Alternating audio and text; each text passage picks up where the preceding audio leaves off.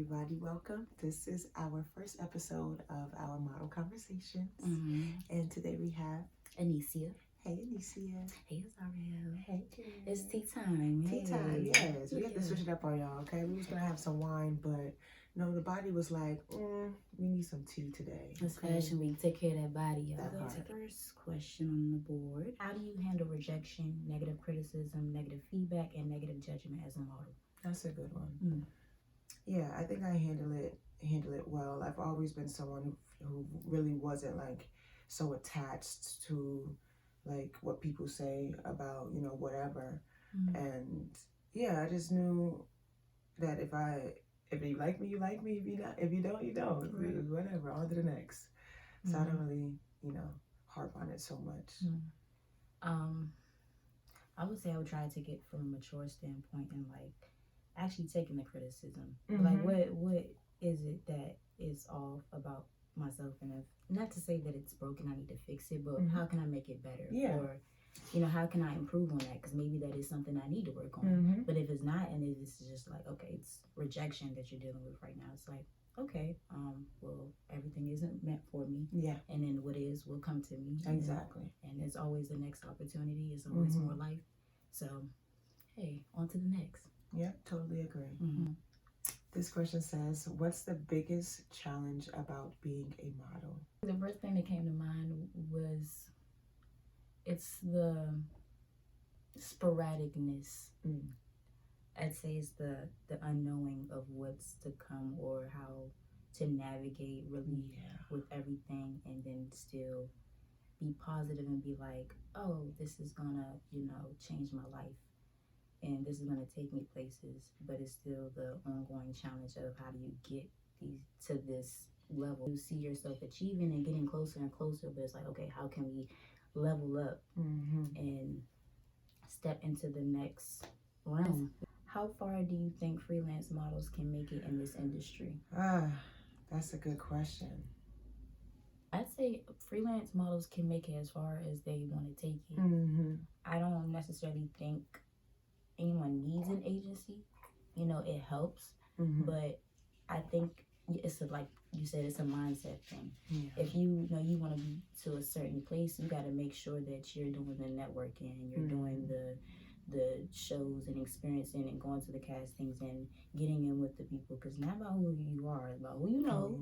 And how do you operate? Like, do you operate well with somebody giving you some type of structure and putting you in places, or do you feel like you want to be free and you don't want to really have to take orders or anything from like that from anybody?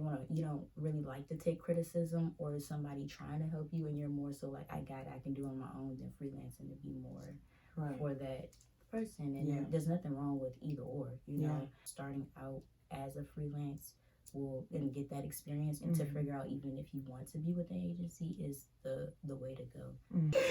The next question is how to get signed. Okay. Now most of these agencies don't have like in-person casting, so everything is mainly digital. So you are able to like go to an agency's website and submit your digitals and do it like that.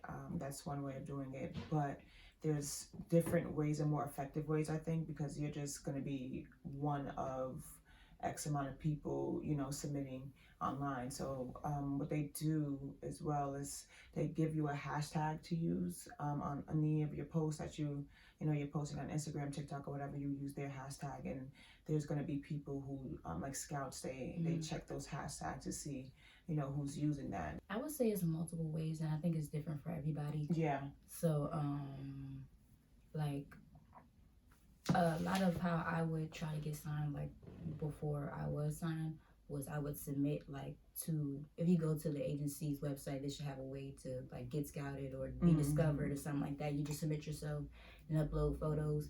I had no luck with that. That was it's hard. Yeah, because to get signed through that. Imagine how many submissions they get a day. My point. And then sometimes the photos you're taking at that point, because you just getting started out, may not be as appealing, or may not be coming off to like, oh, like let's sign.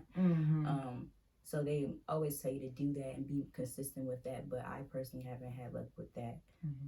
I had to go straight to the head and I walked to the agency and then tried it that way, and then that's how it worked. But nice. I think, around Fashion Week and that time, I think that's the time to where you can go and actually set up meetings and appointments to have a sit down with these agencies and fill them out and see how they feel about you, and then see if that's a fit for you.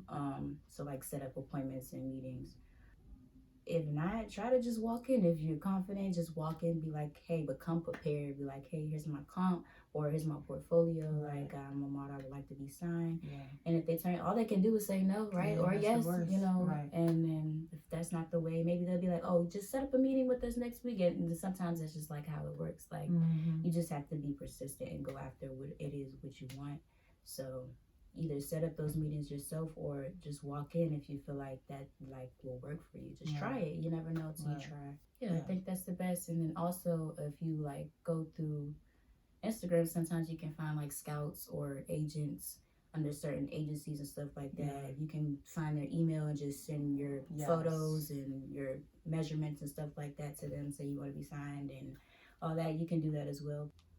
She said, where do you get your inspiration for posing and how do you learn them best? Definitely knowing your body is the key to posing, and how you learn it best is by like pose in the mirror, facial expressions as well. Like that is the epitome of like a great pose, is the expression. And just if you're able to and like if you're able to embody this emotion, that gives you a certain look on your face. So it really just gets down to like the technicality of it all, just like learning your body, knowing which shapes look good on your body, because that's what makes a great photo. It's just how shapely you are and whatever dimensions you can bring to the photo, or whatever you're doing. You can definitely, because even on a runway is similar but different, because you're not really posing there for a very long time, but you have to know as well, like your body type and what the silhouette of the dress is, and how can you showcase the garment in the best light with your poses.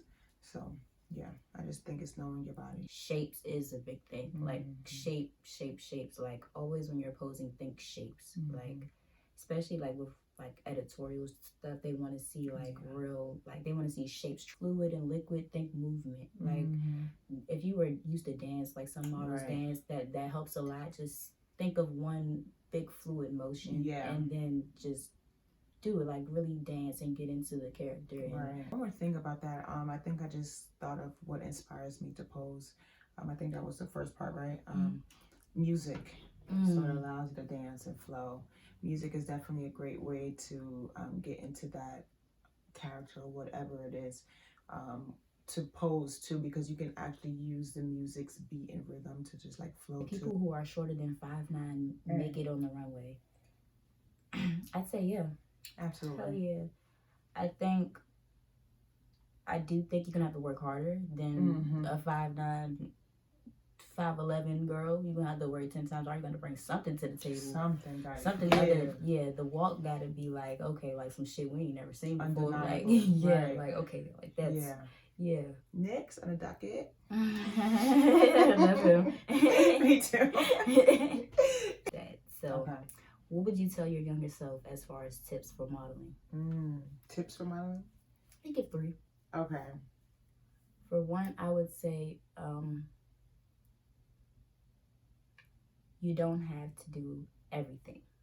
Meaning you don't have to do every opportunity that's presented to you. Yeah. You don't have to accept it. And you can say no to certain things and then have a standard. Yep.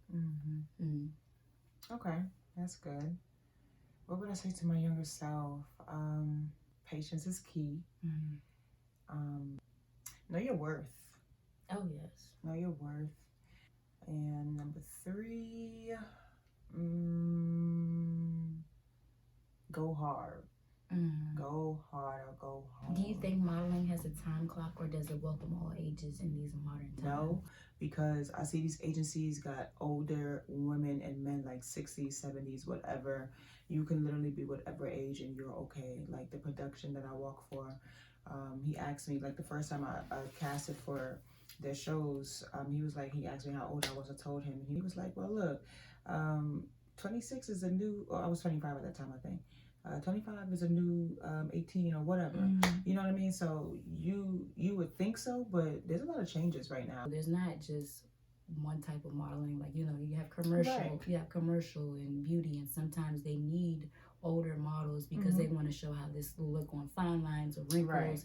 And then those commercial, like, you know, I feel like there's a lot of commercial work for, like, you know, older and inclusivity. It's like they want to show these ages because they haven't before. All right, last question. All right. Would you participate on America's Next Top Model if the show still ran? That was a really good one. I had to read that one for last. Yeah, that was a good last question. Yes, I will.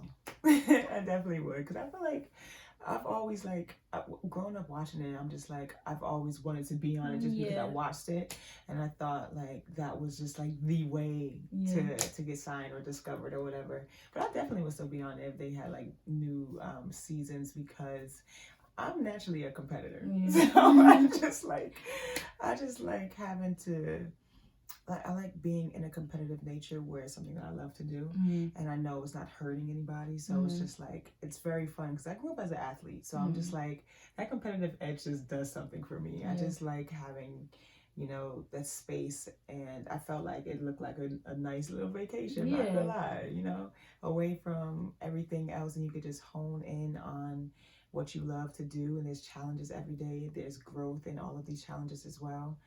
And I definitely think we would have had fun if we were able to get on there. Yes. Okay. I was so mad when I found out they, like, canceled that shit.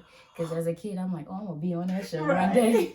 I'm going to be on there one day. You got to make it. Yeah, but I would do it. My only thing was crying on camera. Because if I lose...